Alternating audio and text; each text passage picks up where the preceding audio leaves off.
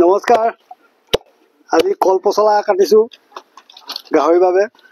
কচু পাবলৈ দিগদাৰ হৈ গৈছে, ইমানেই মানে কাটি কাটি আনি খোৱালোঁ মানে। আছে বৰ দূৰত আছে, আনিব লাগিব।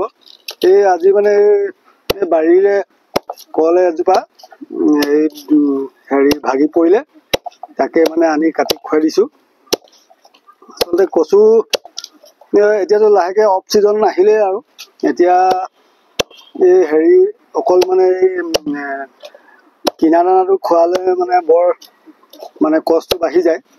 তো সেইকাৰণে মানে কি হ'ল আপোনাৰ এতিয়া এই কল পচলাটোকে কাটি খুৱাব লৈছোঁ। আৰু ভাল খুৱাব লাগে, এইবোৰ আইৰণযুক্ত বস্তু হয়।